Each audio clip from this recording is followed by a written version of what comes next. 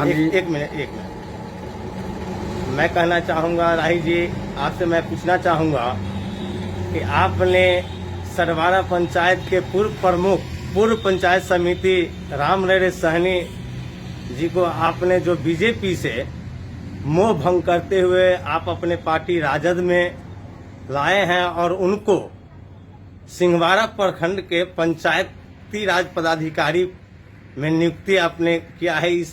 इस आने वाले विधानसभा चुनाव में आपको सहनी समुदाय से कितना आपको लाभ मिलेगा? देखिए, राम नरेश सहनी, सबसे बड़ी बात कि 1989 से जी उसी समय शकीउर रहमान के जमाने से लेके गुलाम सरवर साहब, फातमी साहब, फिराज साहब के जमाने में भी इन्होंने राष्ट्रीय जनता दल और लालू यादव के विचार से ये हमेशा सहमत रहे। जी जी पंचायत की पॉलिटिक्स की वजह से किसी कारण से जो है बीजेपी की तरफ इनका रुझान हो गया, लेकिन कभी भी हम लोग इनको बीजेपी नहीं माने। और यही वजह है जो आज ये राष्ट्रीय जनता दल में पुनः आए हैं और इनको जो मान सम्मान होनी चाहिए, जी जी अति पिछड़ी से आते हैं, जो मान सम्मान होनी चाहिए वो राष्ट्रीय ही जनता दल दे सकता है, दूसरा दल नहीं दे सकता है। और यही वजह है जो इनको प्रखंड अध्यक्ष बनाया गया है त्रिस्तरीय पंचायती राज प्रकोष्ठ का। तो ये सम्मान अभी बीजेपी का जहां भी मीटिंग होता है वहां कोई भी अति पिछड़ी और दलित, महादलित का चेहरा उस पर नगन उसके मंच पर रहता है। ये वोट देने वाले लोग हैं, नेता बनने वाले बीजेपी में नहीं है।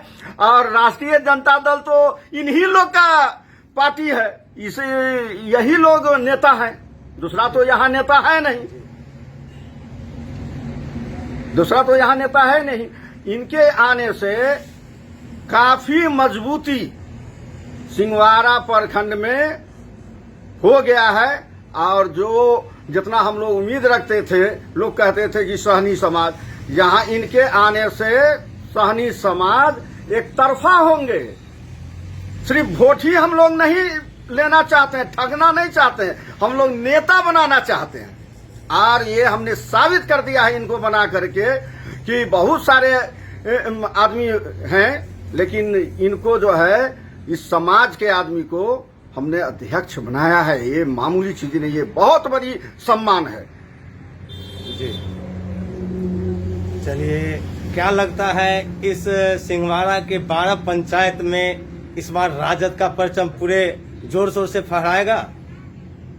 सिंहवाड़ा प्रखंड का जो ये 12 पंचायत है, यहाँ तो हमेशा राष्ट्रीय जनता दल का परचम फहरा रहा था और फिर फहराएगा।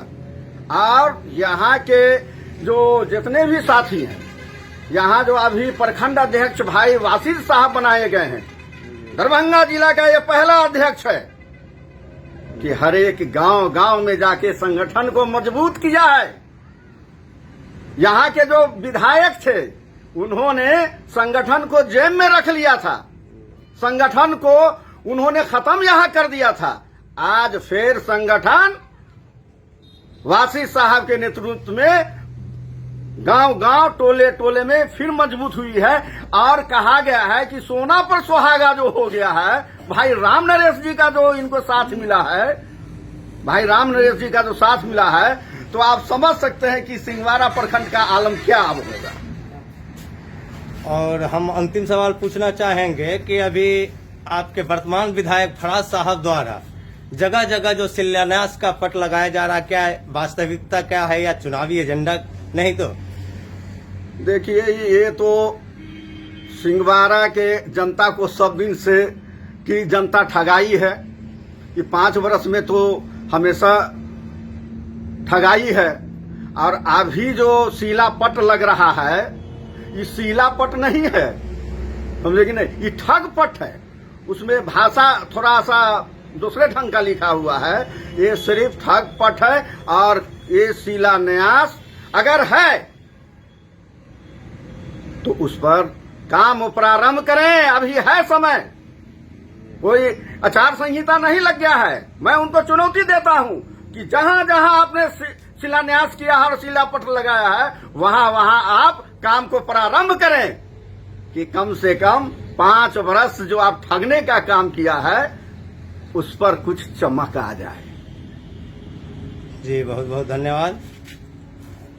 तो राम नरेश जी, आप इस पार्टी में आने से खुशी व्यक्त कर रहे हैं। जी बहुत बहुत बधाई हो। और अध्यक्ष जी, चुनाव जो किस प्रकार से तैयारियां चल रही है चुनाव का? देखिए, चुनाव आयोग द्वारा जो गाइडलाइन आया है उसके से क्लियर हो गया है कि चुनाव तो समय पर ही होना है, और हम लोग गांव-गांव टोले-टोले जाके तैयारी शुरू कर दी है। हालांकि हम लोग का अभी कोई कैंडिडेट फाइनल नहीं हुआ, चूंकि गठबंधन का जो कैंडिडेट आवेगा उसमें हम लोग के लिए एक फायदा ये होगा कि समय से पहले हम लोग तैयारी कर चुके होंगे। और उम्मीद है कि जो सिंहवाड़ा नहीं, दरभंगा नहीं, पूरे बिहार में जो राष्ट्रीय जनता दल की हवा चल रही है, इस बार माननीय तेजस्वी यादव मुख्यमंत्री बिहार के होंगे, इसमें कहीं कोई शंका नहीं। बहुत बहुत धन्यवाद।